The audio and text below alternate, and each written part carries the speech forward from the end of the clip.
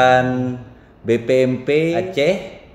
Saat ini kita sedang bersama Bapak Kepala BPMP Provinsi Aceh dan dan Bapak Kasubag Umum. Bapak Kepala BPMP Provinsi Aceh, saya mendengar kan BPMP Provinsi Aceh itu adalah organisasi yang baru, Pak.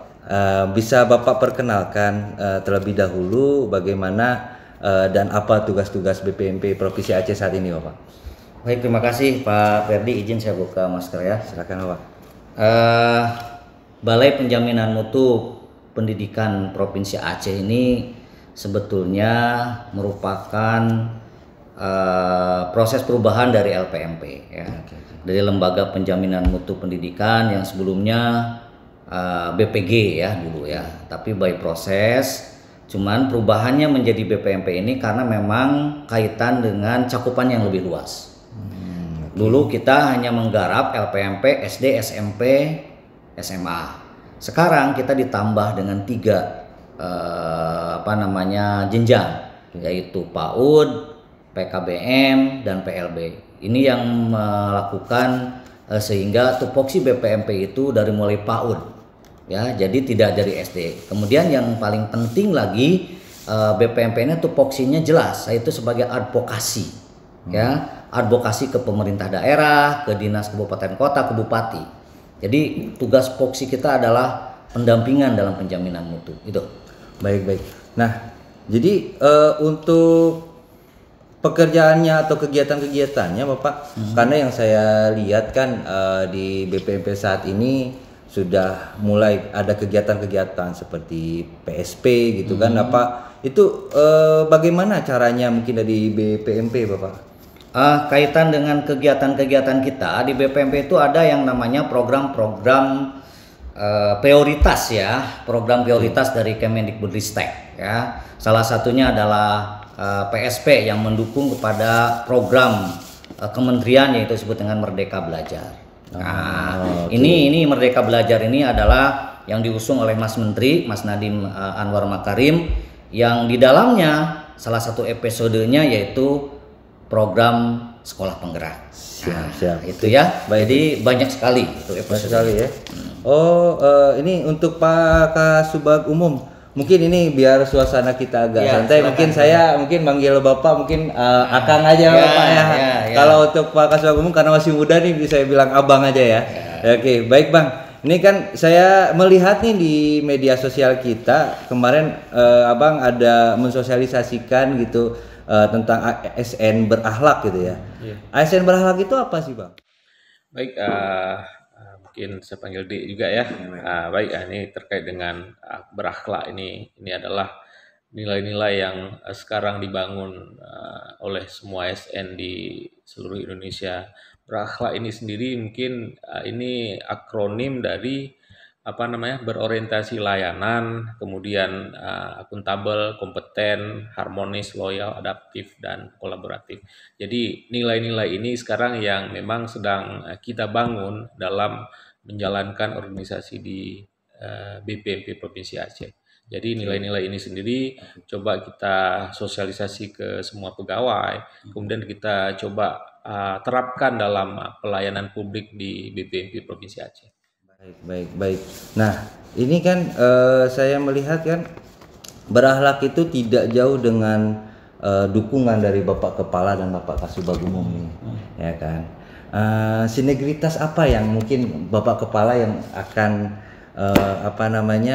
bisa dilakukan dengan bersama dengan Bapak Kasubag Umum untuk mensinergitaskan antara ASN kita menjadi ASN yang bercore value berakhlak tadi, Pak. Mungkin bisa dijelaskan, Pak. Baik, terima kasih ya. Jadi konsep berakhlak ini maknanya dalam, gitu ya. Jadi bagaimana sebetulnya karakter itu harus seluruh pegawai itu mengacu ke sana, gitu ya.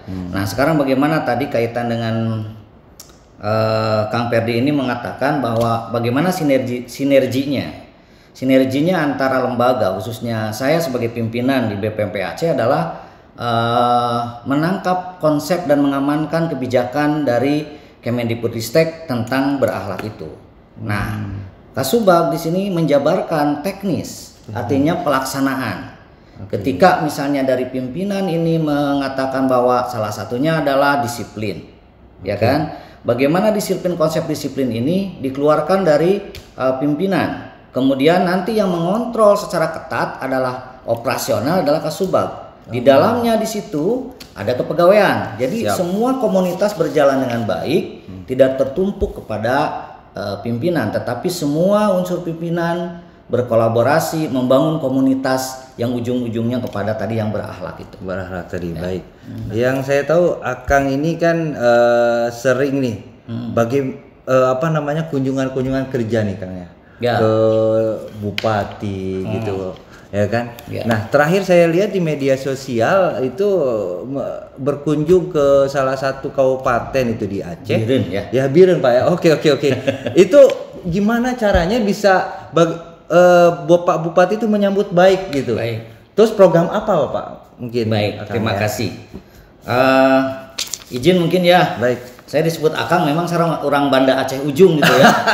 Pemirsa ya. Saya ini tapi saya cinta banget sama Aceh. Siap. Kalau Banda Aceh itu adalah orang Bandung Ujung gitu. Jadi disebut Akang ya memang saya orang dari Sunda, tapi saya udah 4 tahun di sini. Begini. Baik. Gimana Pak Perdi ya, pemirsa yang budiman, terkait dengan bagaimana kok sekarang BPMP ini sangat diminta dan sangat ditunggu oleh Bupati Wali Kota. Strategi yang kami kembangkan adalah bagaimana kebutuhan daerah itu. Jadi kita bekerja, kita melakukan program BPMP Aceh ini adalah kita tidak dari top down, tapi dari bottom up. Ya, jadi dari bawah apa sih kebutuhan dari kabupaten kota. Salah satu kita di sini adalah kita roadshow. Bagaimana kita silaturahmi. Di Aceh ini konsep yang paling bagus adalah membangun silaturahmi. Seperti apa BPMP Aceh ini jemput bola. Jadi kita tidak nunggu bola, tapi bagaimana justru BPMP Aceh ini datang ke kabupaten kota. Nah, kemarin Biren Pak Bupati menyambut dengan baik. Bahkan dia mengatakan kayaknya Pak Mus ini paling lama. Ya alhamdulillah saya katakan Pak, ini mungkin ada suatu hal yang baik bagi BPMP. Ini tidak hanya Biren ya, kemarin kita juga disambut oleh Wali Kota, PD Jaya, sama itu di ruang di Pendopo. Ini kan suatu hal luar biasa. Artinya UPT Kemendikbudristek sudah mengakar dan sudah ada dalam hati masyarakat Aceh ya. Alhamdulillah lah. Jadi berakal dari kebutuhan apa yang dibutuhkan sebetulnya oleh Pemda Kabupaten Kota. Baik, terima kasih. Kalau seperti itu dan saya lihat programnya selain dalam IKM ya kemarin ya. IKM. Nah, dia ada juga PSP ya. Betul, program sekolah penggerak. Program sekolah penggerak itu juga sama ya mungkin. Baik, kemarin itu sebetulnya kita ada 3 ya, ada 3 dari kementerian, yaitu Kepala Pusat Perbukuan Pak Supriyono. Kita memberikan sumbangan buku kepada Biren. Juga sekaligus kita melihat kunjungan ke kalau di SMK itu bukan sekolah penggerak tapi pusat keunggulan. Gitu. Beda ya. Beda. Kalau SD, SMP, SMA itu adalah PSP, program sekolah penggerak, tapi kalau kejuruan itu adalah pusat keunggulan ya. Jadi bagaimana ini SMK ini menjadi berguna, anak-anaknya mampu punya kompetensi. Nah, di sana kita memang disuguhkan dengan hal yang luar biasa. Di Biren itu ada unit produksi peternakan. Ya hebat itu. Ada sapi, ada kambing, ada peternakan puyuh. Kami di situ. Itulah yang disebut dengan pusat keunggulan itu. Hebat. Nah, PSP di sana cukup bagus ya. Sudah berjalan dengan bagus. Jadi kita IKM juga cukup bagus. Kemarin kita tidak hanya Biren ya. Ada 5 kabupaten kota yang dikunjungi oleh BPMP, yaitu PD Jaya, saat kunker namanya. Kunjungan kerja ya, kunjungan kerja. Biren ada Pak Kasubag sendiri ya, kalau yang ke Aceh Timur dengan Bener Meriah gitu. Jadi alhamdulillah kita cukup bagus, namun mungkin ada hal yang perlu dibantu oleh kita, guru-guru kita belum semua paham tentang login pada PMM. Kan di IKM itu ada ada PMM yang harus dibuka. Ya, Jadi PM itu adalah plat POM Merdeka Mengajar. Oke, ya, Bang. Saya ngelihat nih kan di BPMP saat ini kan banyak sekali perubahan-perubahan gitu kan. Mungkin ada kolaborasi dengan Akang nih Bapak kepalanya ya. Perubahan-perubahan dalam artian tata letak jalan, arah jalan, terus ini WLT yang sangat ini mungkin bisa diceritakan sebelum ke Akang ya, ke Abang dulu deh. Baik, Adik Ferdi ya, mungkin terkait dengan kegiatan-kegiatan pembenahan Sarpras ini tidak lepas dari arahan dari Pak Kepala kita. Jadi beliau mengharapkan itu kita melaksanakan pembenahan besar-besaran. Artinya ketika kita melayani masyarakat itu harus ada hal-hal yang menunjang pelayanan kita. Salah satunya itu dengan kita memaksimalkan ruangan WLT. Jadi WLT ini bagian yang sangat penting dalam kita memberikan layanan kepada stakeholder kita. Mungkin guru-guru yang datang dari jauh, kita harus sambut guru-guru ini dengan hangat, dengan baik. Kemudian juga tamu-tamu kita ini harus kita layani, harus nyaman dari segi ruangan, dari segi fasilitas kita itu memang sangat penting sekarang. Jadi kita semua layanan yang kita lakukan sekarang itu harus kita tingkatkan. Jadi seperti arahan dari Bapak Kepala kita, itu kita harus terus-menerus kita melakukan perbaikan. Perbaikan ini juga nggak bisa berjalan sendiri, Bapak. Jadi banyak tim yang kita libatkan dalam pelaksanaan kegiatan ini, dari perencanaan, dari BMN, dari keuangan, dan dari rumah tangga juga tidak lepas perannya. Jadi semua teman-teman ini bergerak bersinergi. Tidak ada yang kita laksanakan ini tanpa dukungan teman-teman yang lain. Semua tim bergerak. Baik, kemudian koordinator bidang juga banyak memberikan masukan kepada kami selaku Kasubag Umum. Jadi banyak sekali masukan. Kemudian saya minta arahan dari Pak Kepala, kita gerakkan semua komponen yang ada di BPMP Provinsi Aceh. Mungkin demikian, Pak. Jadi Akang, saya menarik ini bagaimana cara Akang sebagai kepala BPMP bisa mempunyai banyak ide gitu tentang ruangan ini, tentang sarana dan prasarana, tentang menggerakkan SDM yang ada di BPMP Provinsi. Itu gimana Akang? Ada idenya nggak ini? Idenya dari mana gitu? Kok bisa gitu ya? Kok bisa? Gimana bisa dijelaskan? Jadi gini, Kang Ferdi ya. Siap. Sebetulnya ide ini kalau saya selalu mengatakan ada inspirasi. Itu datang dari Allah, dari Allah SWT. Modal kita adalah selalu meminta yang terbaik dari Allah. Kemudian yang kedua juga ini adalah keinginan dan kemauan dari seluruh pegawai BPMP Aceh yang ingin berubah, yang ingin move on, yang ingin mengubah mindset gitu ya. Nah, tetapi sebetulnya ada strategi-strategi yang saya kembangkan ya di sini. Jadi mengapa BPMP sekarang itu hampir semua ya, saya pikir 23 kabupaten kota, bahkan tadi ada WA ke saya belum saya sampaikan. Barusan telepon dari Kadisdik Tamiang, minta kerjasama setelah Agustus 3 hari untuk mendatangkan 50 orang kepala sekolah SMP ke kita.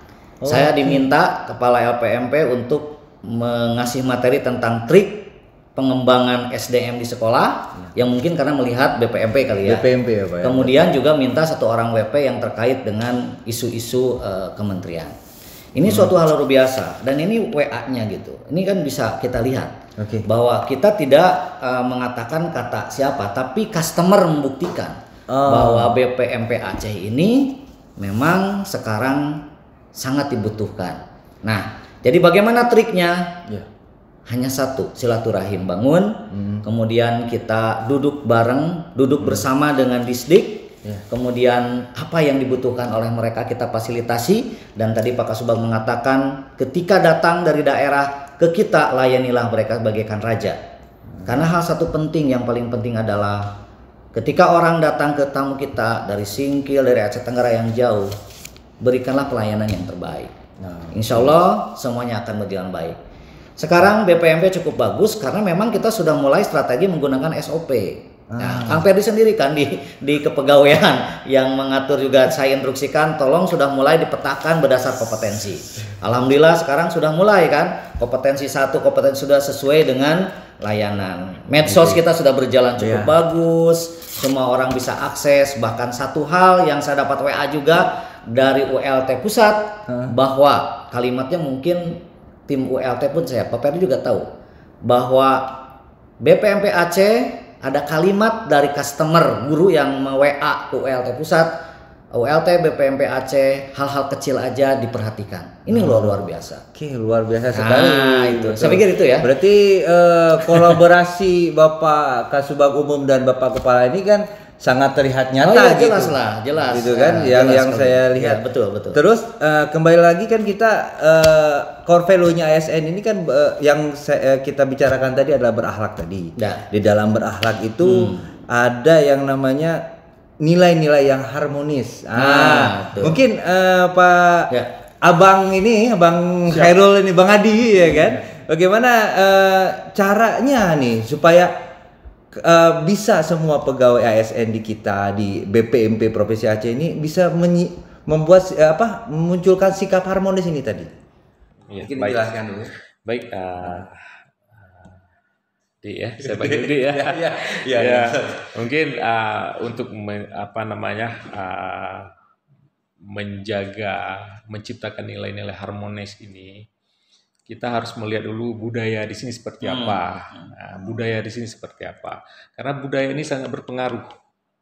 Cara kita menyampaikan informasi, cara kita masuk ke dalam suatu community, kemudian cara kita untuk hal-hal yang terkait dengan instruksi pimpinan itu kepada teman-teman ini harus kita masuk dengan cara-cara yang tepat, mungkin ya, harus kita masuk dengan cara tepat. Kita nggak boleh ketika menyampaikan suatu hal kepada teman-teman ini harus dengan pemilihan kata-kata yang tepat, ya kan?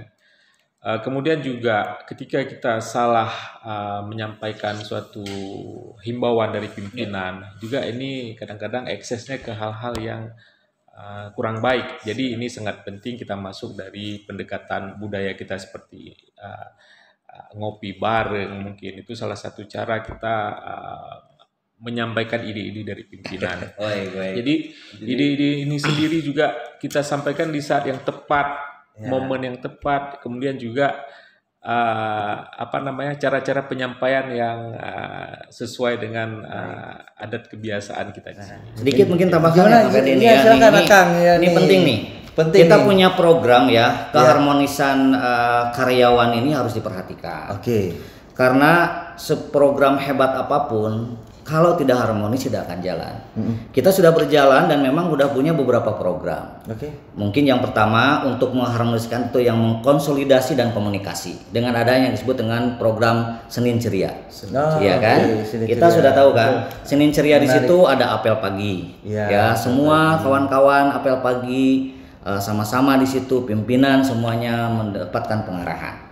Dan di apel pun kita selalu menggunakan local wisdom, kebijakan lokal kan. Kemarin kan kita melakukan pakaian adat Aceh. Artinya itu kebijakan pimpinan atau lembaga untuk bahwa kita adalah UPT nasional, tetapi kita masih mencintai budaya Aceh, nilai-nilai Aceh, dan nilai Aceh ini luar biasa. Jadi setiap awal bulan kan kita memakai pakaian adat. Itu yang disebut dengan Senin Ceria. Di Senin Ceria itu juga kan ada kebijakan bagaimana di situ mungkin kalau ada rezeki ya, siapa yang memberikan sumbangan, ngopi bareng. Ya kan? Kemudian setelah itu ada rapat kan? Ada rapat pimpinan, rapat saling komunikasi, sering refleksi. Nah, itu mungkin di Senin itu yang menyebabkan keharmonisan. Jadi kita saling berbagi di situ. Semua berjalan. Kemudian ada satu hari lagi Jumat, yaitu Jumat Barokah, ya kan? Jumat Barokah di sini kita ada yang disebut satu bulan dalam satu hari Jumat Barokah itu kan kita biasanya senam ya. Nah, dalam satu bulan sekali di minggu keberapa itu Pak Kasubag? Ingat nggak? Di minggu ketiga. Di minggu ketiga ya.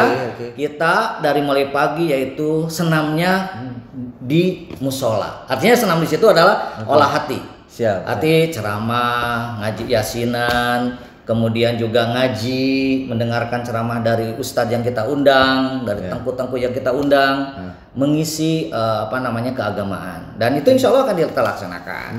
Sekaligus juga kita setelah itu mungkin jam 9 sampai jam 11 kita kunjungan tuh. Kunjungan sosial kepada yang sakit, kepada yang mungkin meninggal keluarganya, dan itu insya Allah kita lakukan dengan baik. Menarik Kang ya. Jadi di masa Akang dan Abang ini kan banyak sekali perubahan-perubahan yang terjadi di BPMP, alhamdulillah ya. Jadi terus dari segi programnya Kang ya, karena kan program Kemdikbud ini kadang kita selalu ada penambahan dan berubah-berubah nih ya Kang ya. Jadi caranya nih, strateginya nih kan tiba-tiba BPMP Provinsi Aceh dilimpahkan masuklah teman-temannya dari PAUD. Itu strateginya seperti apa Kang? Oke. Baik, kita kan ada makanya kita kan ada korbit ya. Jadi kita BPMP itu hanya 2 pejabat, berkurang. Kalau dulu kan ada kasih, sebagian sekarang berkurang. Pekerjaan semakin nambah, jabatan hanya 2, kepala dan kasubag. Ini berat. Akhirnya saya sebagai pimpinan berpikir harus membuat sebuah kebijakan internal, yaitu membentuk koordinator bidang dan para koordinator. Nah, di dalam korbit ini kita bagi. Ada korbit 1, korbit 2, korbit 3. Di bawah subag ada koordinator-koordinator. Sehingga apapun pekerjaan kepaudan ada bidangnya. Contoh, misalnya sekarang kan ada PAUD, maka dia disimpan di koordinator bidang EPMP. Difasilitasi. Dia yang menggarap. Jadi di situ ada tim, ya di situ. Kemudian ketika ada misalnya Penmas atau PKBM, itu masuk ke korbit PMS. Ada tim. Jadi semua bisa berjalan dengan baik. Tidak ada kesulitan kita kalau kita bergerak semua. Jadi konsep Pak Menteri itu atau konsep Pak Dirjen ya, Pak Iwan sekarang itu mengatakan bahwa harus empowering. Nah, empowering di sini adalah pemberdayaan semua lini. Dan semua karyawan di BPMP Aceh itu pintar. Artinya semua punya potensi yang bisa terkembangkan. Tidak bisa kita menganggap satu orang tidak bisa, semua harus kita kembangkan sesuai dengan potensinya. Baik. Gitu. Ini yang menariknya adalah BPMP Provinsi Aceh kan merupakan lembaga yang baru reorganisasi, Kang ya. Nah, tiba-tiba kan tadi yang saya sampaikan kan ada PAUD gitu, sama Dikmas ya, mungkin ya. Betul. Nah, tadi Akang udah menyampaikan kita BPMP Provinsi Aceh membentuk korbit ini ya. Betul. Kan. Nah, strategi untuk menggapai supaya merangkul orang-orang PAUD ini sama Dikmas ini gimana nanti kedepannya rencananya nih? Baik, sebetulnya kita BPMP Aceh ini salah satunya adalah sudah kedatangan tamu ya Pak Kasubag. Forum PKBM udah hadir dengan pengurus PKBM. Kita udah hadir di sini. Ya? Himpaudi sudah hadir, Ketua Himpaudi Provinsi Aceh sudah hadir. Karena apa? Kita jemput bola ketika seminar PAUD, saya sendiri datang. Nah, saya datang ke sana dan menyampaikan. Kemudian langkah berikutnya, bagaimana kita sosialisasi? Kita mengadakan seminar lewat daring. Kita seperti IKM, kita tinggal diam-diam. PKBM kita adakan di situ di bawah leading sektor PMS ya, Bu Fahriani itu melakukan sebuah terobosan yang di dalamnya ada pokjar WP-nya. Widya Prada itu. Jadi di dalam satu korbit itu ada pokjarnya. Jadi kita kekuatannya secara teknis ada di korbit, secara akademis ada di pokjar. Pokjar ini fungsional yang memikirkan akademisi dan dia berpusat PKBM itu ada di bawah leading sektor itu. PAUD ada di Bu Paujiah ya di EPMP. Di situ ada yang namanya Pokjar yang membidangi kepaudan. Kita udah siapkan, bahkan sekarang nih udah 2 orang diminta nih. Ada yang ke Biren, Saudara Seni yang kemarin TOT HI ya, PAUD HI. dipakai langsung, kemudian Bu Fajriah Rahmi diminta di Tamiang sekarang. Artinya bahwa kita memang luar biasa. PAUD ini kita baru, namun luar biasa kepercayaan, dan ini harus dijawab dengan tantangan yang bagus dan layanan yang bagus. Bang nih ya, Bang Adi, yang kita kan diskusi tadi mengenai berakhlak tadi kan ya. Di dalam berakhlak itu ada kolaboratif ini.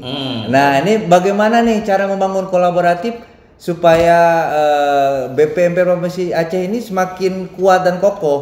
Kalau saya lihat tagline-nya itu bersama maju bisa berubah itu. Gimana nih caranya Pak Adi ya? Baik, ini nilai kolaboratif ini memang tantangan luar biasa ya. Jadi artinya dalam kita melaksanakan semua kegiatan di BPMP Provinsi Aceh, kita memberikan kesempatan yang sama kepada semua orang. Itu pertama, itu penting sekali. Kesempatan kita berikan sama kepada semua orang. Kemudian kita juga memberikan dukungan. Kita beri kesempatan, kita beri dukungan supaya apa? Teman-teman ini bisa berkreasi. Berkreasi dengan kreativitas yang baik, yang bagus. Jadi ketika kita beri kepercayaan, kita beri dukungan, semua orang akan menampilkan, akan memunculkan kreativitas yang terbaiknya. Jadi mereka nggak mungkin menampilkan hal-hal yang minim. Mereka selalu berkreasi untuk yang terbaik, untuk layanan di BPMP Aceh. Jadi dari kepercayaan yang kita berikan, maka teman-teman ini akan mencoba berkolaborasi dengan teman-teman yang lain. Artinya kita tidak bisa berjalan sendiri, harus ada tim kerja. Jadi tim kerja itu untuk mencapai suatu tujuan, pasti kita harus ada tim yang kuat. Kemudian harus ada yang saling membackup. Semua kegiatan nantinya ketika kita berkolaborasi dengan semua lini itu akan bisa maksimal, outputnya akan maksimal. Jadi kolaborasi ini sangat penting. Tapi yang lebih penting lagi adalah kepercayaan dari pimpinan, dukungan dari pimpinan. Mungkin tambahan, Akang, bagaimana caranya mungkin kan biar bersinergi nih, karena ini kayaknya capek nih kalau pimpinan cuman berdua ini, gitu kan? Saya melihatnya seperti itu. Bagaimana caranya ini, Akang nih? Kaitan dengan sinergi ya, sinergi dan kolaborasi di internal. Kita kan di situ sudah ada korbid ya. Koordinator bidang berikan kewenangan. Jadi berikan kewenangan, tapi tetap dia harus lapor koordinasi dengan Kasubag dan ujung-ujungnya nanti lapor ke saya. Saya sebagai pimpinan di BPMP harus turun, bahkan ngecek. Ya. Jadi kadang-kadang saya tidak harus ngecek ke bawah. Ya itulah mungkin seorang pimpinan harus mampu ketika kita ada laporan, belum tentu laporan itu 100% benar. Sehingga perlu ada cek recheck. Salah satunya cek recheck kita turun ke bawah. Jadi koordinasi yang perlu kita lakukan, sinergi perlu dilakukan di internal ini adalah empowering atau pemberdayaan korbit. Diberikan kewenangan untuk menentukan siapa. Kemudian dia berikan kewenangan solusinya. Di situ ada yang namanya ketua Pokja. Nah, ketua Pokja dan korbit ini memusyawarahkan, terjadi sinergitas di satu bidang. Gitu. Jadi ketika ada kegiatan selama ini yang saya alami gitu ya sebagai pimpinan dalam 2 tahun terakhir ini enteng, kita tinggal koordinasi dengan korbit, gimana sudah dia laporkan ada kesulitannya, kalau selagi dia bisa mampu menyelesaikan permasalahan di akar rumput selesai dia lapor, tapi tetap koordinasi kita jalin, komunikasi kita jalin. Jadi salah satunya untuk koordinasi itu ada yang namanya Senin Ceria. Makanya di hari Senin, yang Senin Ceria tadi ya. Hari Senin ini adalah meminta laporan dari para koordinator bidang, apa kesulitan dari para koordinator dari Kasubag, apa kesulitannya, dipecahkan di level pimpinan. Nah, selama ini tidak ada masalah dalam 2 tahun terakhir ini. Artinya bahwa koordinasi komunikasi antar lini sudah bagus. Dan strategi yang paling utama adalah bagaimana kita memberikan reward. Reward itu tidak hanya duit. Ketika dia mengerjakan sesuatu, misalnya kadang saya lagi nyapu, saya katakan bagus ya nyapunya ya, terima kasih ya. Nah itu ucapan dari pimpinan kepada mereka itu suatu penghargaan yang luar biasa. Jadi mengatakan terima kasih Pak, udah ada apresiasi. Itu ya. Masih kalau di lingkupnya Abang nih gimana nih? Karena kan ini sinergitas nih berdua nih, ya kan? Mungkin kalau di tataran di Subag umum ya. ini adalah suatu hal yang memang harus terus dibina ya Pak Kepala ya. Jadi dengan teman-teman CS Satpam itu selalu kita dalam memberikan pengarahan, pembinaan. Kemudian dalam bekerja pun ketika ada hal-hal yang masih kurang tepat, kita akan selalu menyampaikan dengan cara-cara yang tepat juga. Artinya ketika mereka berkegiatan ada hal yang masih kurang, kita akan melengkapi, akan menyampaikan masukan-masukan supaya teman-teman ini juga bisa bekerja dengan lebih bagus lagi, lebih baik lagi. Dan untuk teman-teman di subbag umum sendiri mungkin ada yang dari cleaning service, petugas keamanan, kemudian juga ada dari unsur pegawai juga. Ini sangat penting kita selalu memberikan pengarahan, Bapak. Jadi pengarahan ini juga yang tujuannya adalah untuk mengingatkan tujuan daripada apa yang kita laksanakan setiap hari itu. Jadi teman-teman tahu tujuannya kemana, arahnya kemana. Jadi mungkin demikian, Pak Ferdi. Oke, terima kasih ya Bang, mantap sekali. Kayak kalau saya lihat di Facebooknya itu, seneng-seneng kayaknya ya, gitu kan, pada ngopi ya kan, jalan ya kan, memang. Ya, saya nggak bisa berkata-kata itu ya kan. Tapi itu sebetulnya ada tambahan ya, Pak Ferdi. Itu ada salah satu yang saya pikir inspirasi. Kita kan punya satu karyawan ya. Dan dia itu memang pegang di rumah tangga. Dan dia dekat dengan CS. Itu koordinator rumah tangga kita kan. Jadi dia sebutin aja Pak namanya, itu Pak Dr. Idmar ya. Dr. Idmar. Itu dia tidak banyak bicara. Tapi ketika dia bicara satu, dia langsung pekerjaan mengerjakan sesuatu. Ini jadi dia memberikan suatu model, role model saya. Makanya dia akan mendapat pegawai inspirasi ya. Nah, itu pada saat kita ada kegiatan apa tuh? Di itu ya. Senin Ceria itu. Mereka dapat sertifikat, dapat penghargaan dari lembaga sebagai pegawai inspirasi. Artinya bahwa anak-anak CS, anak-anak itu mau bekerja. Tapi ada orang yang ngerti dengan kalimat, ada yang ngerti dengan contoh. Nah, Pak Idmar ini yang saya lihat, maaf ya ini kalau Pak Idmar saya langsung puji, tidak sama sekali. Dia itu inspirasi, dia mau bawa mesin, dia langsung turun ke lapangan. Itu ya. Dan orang melihat kan. Menarik itu. Ada orang yang tidak ngerti, dia lihat. Nah, inilah yang saya kalau boleh tahu itu usianya berapa Pak Idmar itu? Kalau nggak salah dia mau 3 tahun pensiun, ini luar biasa. Hati-hati buat Pak Idmar ya. Hati-hati. Jadi ini luar biasa saya katakan ini orang nih ya.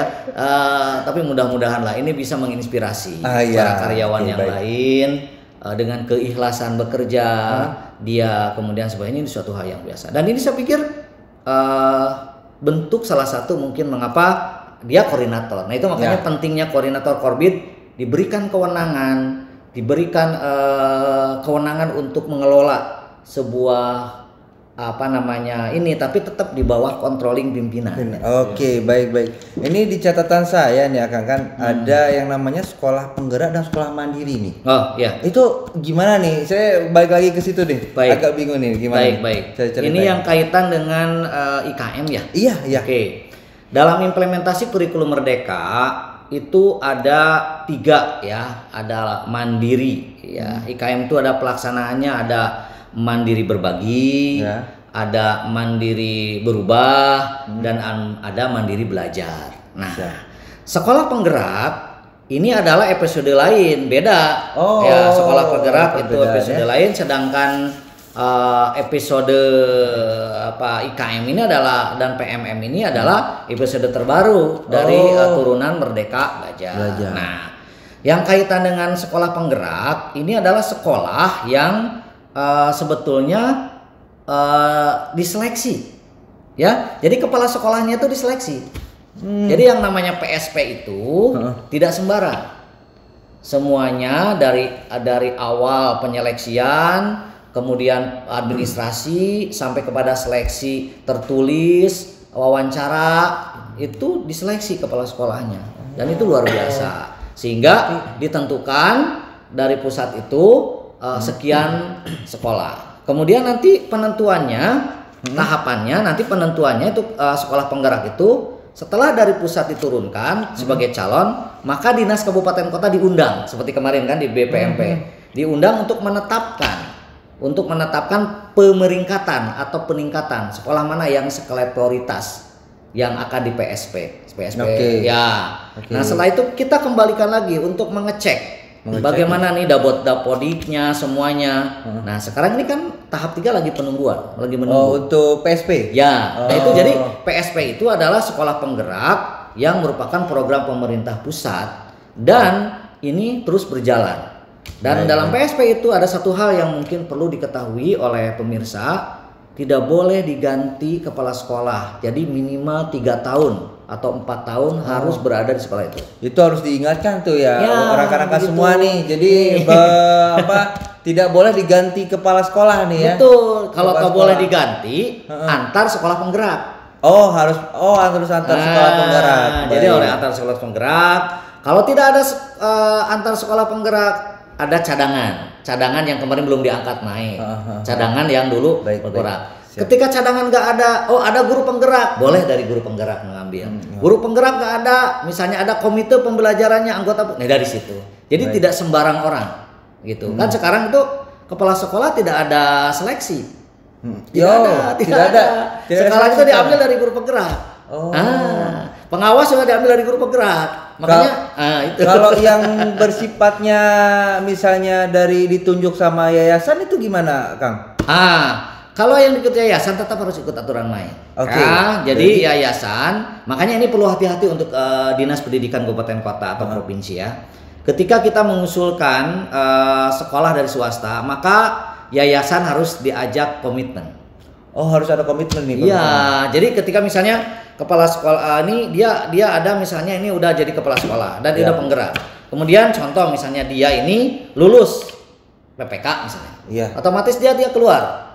Nah, dia harus menyiapkan lagi kepala sekolah penggerak cadangan yang ada di yayasan itu. Jadi tidak boleh yang sembarangan. Jadi harus ada persetujuan dari yang masuk ke guru penggerak gitu. Ya, betul. Jadi tidak boleh misalnya walaupun yayasan, kalau kaitan dengan sekolah penggerak tetap harus aturan main dan nanti BPMP akan memberikan konsultasi lah. Jadi kalau ada kesulitan seperti kabupaten kota kemarin, insya Allah bisa diatasi dengan baik. Kita itu. Info sangat penting nih rekan-rekan BPMP Provinsi Aceh nih. Jadi untuk PSP itu hati-hati dalam mengganti kepala sekolah mungkin baik di setiap kabupaten kota ya. Ya karena rugi itu. Kalau misalnya terjadi ini akan kena sanksi. Kena sanksi. Ujung-ujungnya itu sudah ada Kang itu. Betul, udah ada nih. Saya nggak akan sebutkan lah. Tapi ini menjadi pelajaran. Salah satu kabupaten yang kena sanksi terkait dengan pemindahan kepala sekolah yang tanpa. Jadi diputuskan ya. Diputuskan. Beasiswa bos kinerja. Kemudian sayangkan ya. Uang harus dikembalikan, buku-buku harus dikembalikan ke pusat kan rugi. Oke, baik. Oke. Terima kasih. Akang ini kembali ke Bang Hairul Hadi nih. Saya lihat nih berakhlak ini ada yang namanya loyal. Loyal itu gimana sih? Bagaimana cara menumbuhkannya kepada ASN yang ada di BPMP Provinsi Aceh? Baik. Mungkin terkait dengan loyal ini memang kalau kita lihat ini memang agak berat, tapi sebenarnya nggak berat juga. Jadi kita kembali ke tugas kita selaku ASN. Jadi kalau kita kembali ke tugas kita selaku ASN, semua tugas-tugas yang diberikan oleh melalui pimpinan kita, melalui atasan kita, itu memang sudah menjadi kewajiban kita. Jadi loyal kita ini sebenarnya bukan loyal kepada orang, tapi loyal kepada lembaga. Loyal kepada lembaga. Dengan loyal kepada lembaga, otomatis kita loyal kepada pimpinan kita. Baik. Jadi itu sangat tipis. Tapi kalau kita loyal kepada lembaga, otomatis kita akan loyal kepada pimpinan kita. Kenapa? Semua aktivitas kita ini adalah menuju target yang akan dicapai oleh lembaga kita. Jadi kalau kita menuju ke target ini, mensupport target-target dari lembaga kita ini, otomatis kita juga mendukung apa yang menjadi kebijakan di pimpinan kita di lembaga. Oke, mungkin ada tambahan Kang. Bagaimana nih strateginya nih? Iya, kaitan dengan loyalitas sebetulnya yang paling penting itu loyalitas dalam diri dia.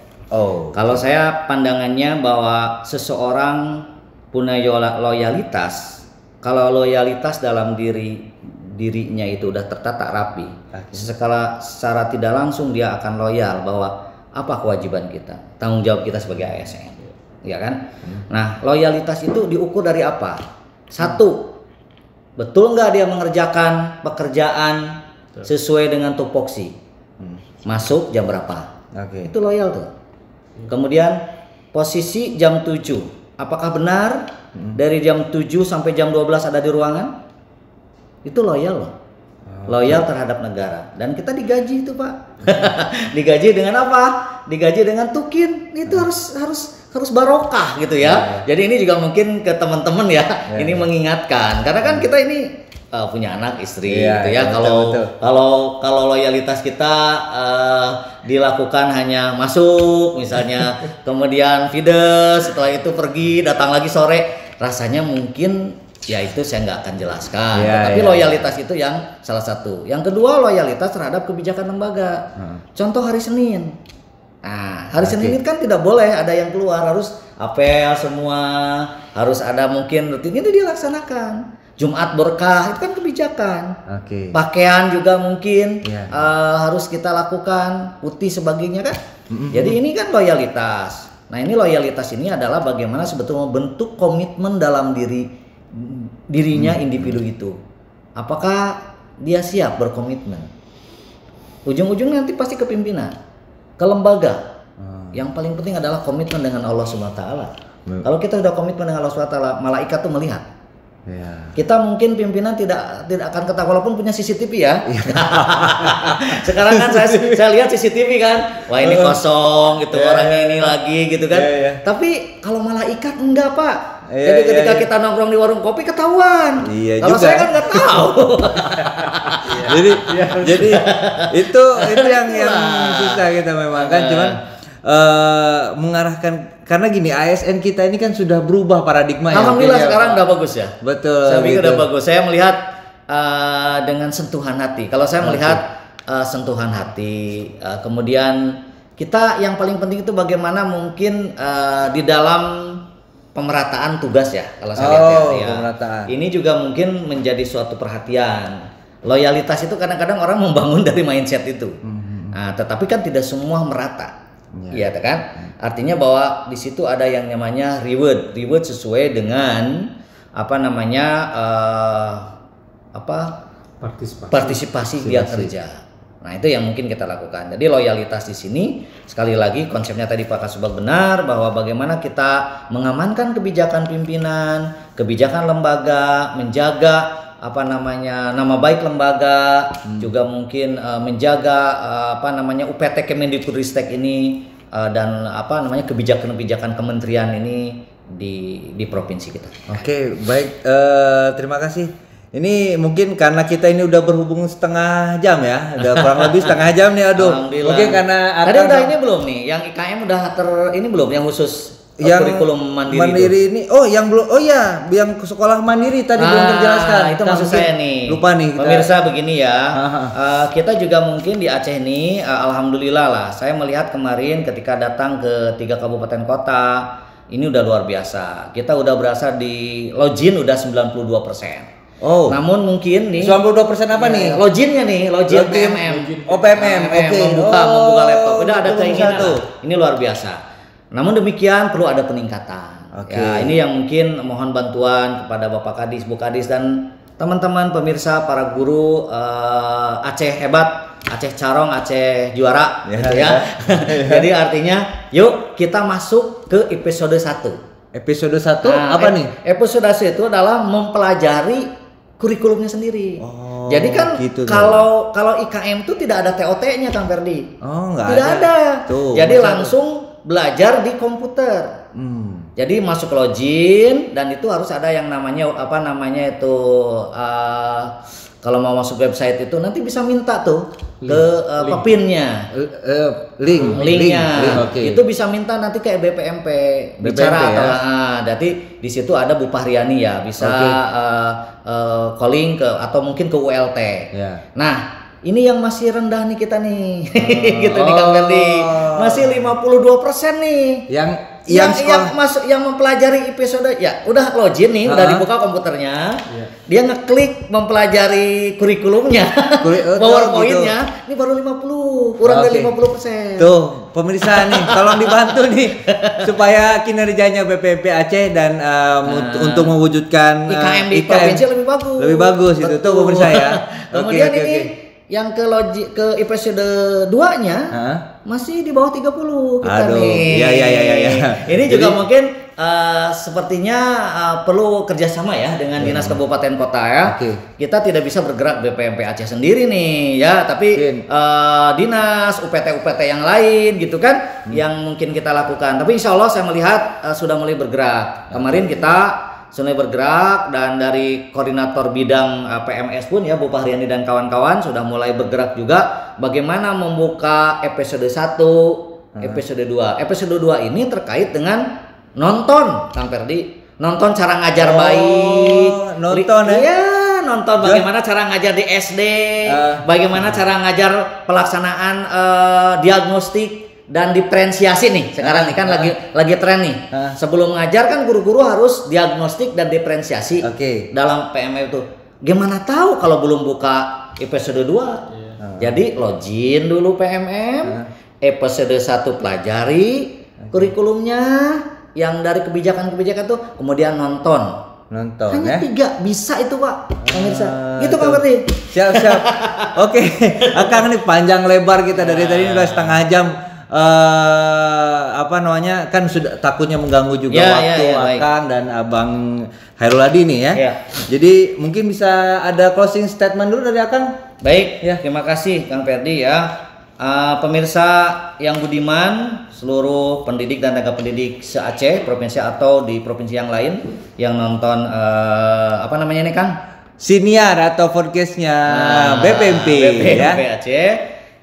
Saya atas nama pimpinan BPMP Aceh, mari kita sama-sama sukseskan IKM yang merupakan skala prioritas Kemendikbudristek, tetapi tidak dipaksakan, harus disadari karena dia ada dan hati-hati di dalam IKM itu ada mandiri berbagi, mandiri berubah dan mandiri belajar. Jadi itu harus ini. Kalau mandiri berbagi itu biasanya untuk sekolah-sekolah penggerak yang sudah settle. Kalau mandiri belajar ini yang baru.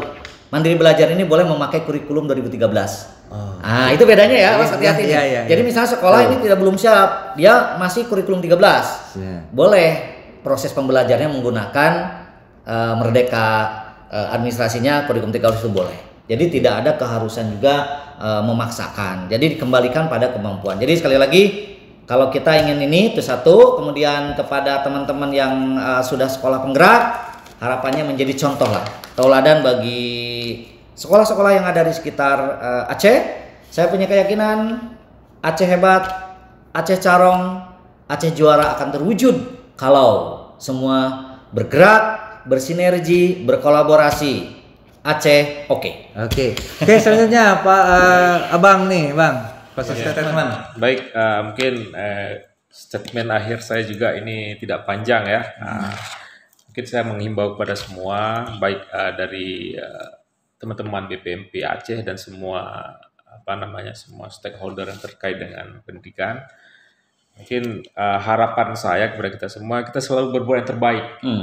Berbuat yang terbaik untuk pendidikan Aceh, agar hasil capaian kita juga bisa maksimal. Mungkin demikian. Terima kasih atas waktunya Akang, Abang ya. Mungkin itu saja rekan-rekan BPMP Provinsi Aceh yang menyaksikan siaran ini. Saya akhiri. Wassalamualaikum warahmatullahi wabarakatuh. Waalaikumsalam.